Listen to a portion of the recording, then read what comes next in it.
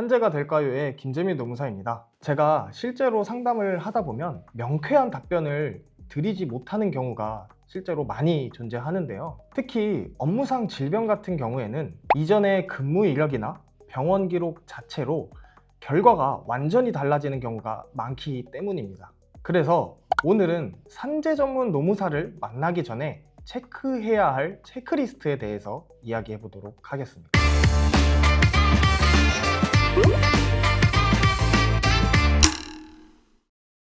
생각보다 그냥 몸만 오시는 분들이 좀 굉장히 많은데요. 사실 상담은 어느 정도 가능하지만 기본적인 자료가 없는 상태에서 상담은 굉장히 제한적일 수밖에 없습니다. 심지어는 신분증조차 가지고 오시지 않는 경우가 굉장히 많습니다. 그런데 산재는 개인정보와 병원 기록, 또 근무 이력 등을 확인했을 때 또 정확한 상담이 가능하기 때문에 기본적으로 신분증은 꼭 챙겨주시길 바라겠습니다. 첫 번째로 중요한 자료는 근무 이력입니다. 특히 업무상 질병 사건에서는 어디에서 얼마나 일했는가가 굉장히 중요한 경우가 많습니다. 그런데 상담 오시는 분들께서는 내가 정말 오래 일했는데 옛날에는 그런 기록이 없었어요 라고 얘기하시는 분들이 굉장히 많은데요. 실제로 과거에는 4대 보험 가입 없이 근무하셨던 분들도 많기 때문입니다. 하지만 꼭 이런 공식 서류만 인정되는 것은 아닙니다. 과거 수령하셨던 월급 봉투 혹은 급여 명세서, 출퇴근 기록부, 명함, 작업복을 입고 찍은 사진과 같이 간접적인 자료들도 충분히 입증 자료가 될 수 있습니다. 두 번째는 진단서와 의무 기록입니다. 사실 많은 분들이 일반 소견서나 진단서 한 장만 가지고 오면 충분히 산재 여부를 판단할 수 있다고 생각하시는데 실제로는 그렇지 않은 경우가 더 많습니다. 예를 들어 허리 디스크나 어깨와 같이 근골격계 질병 같은 경우에는 수술 기록지나 MRI 영상 등을 직접 확인해 봐야 정확한 상담이 가능한 경우가 굉장히 많습니다.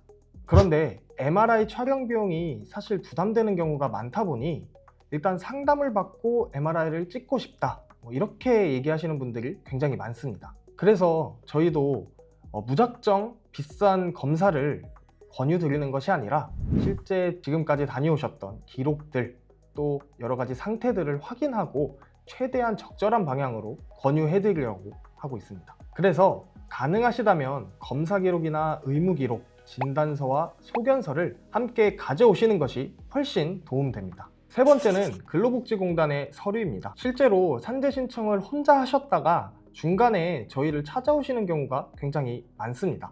그래서 공단에서 받은 진찰 요구서 혹은 불승인 통지서 이러한 서류들을 가져오셔야 정확한 상담이 가능합니다.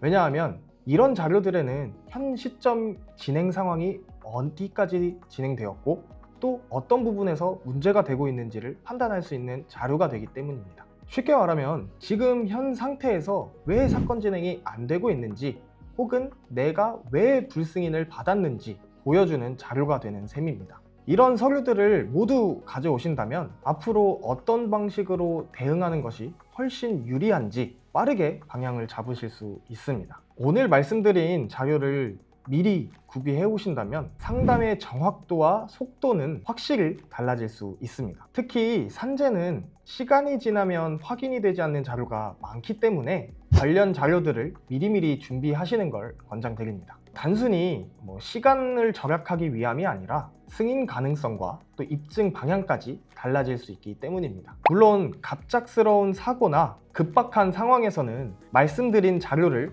모두 구비하는 것이 쉽지는 않을 겁니다. 하지만 자료가 부족하다고 해서 혼자 포기하실 필요는 없습니다.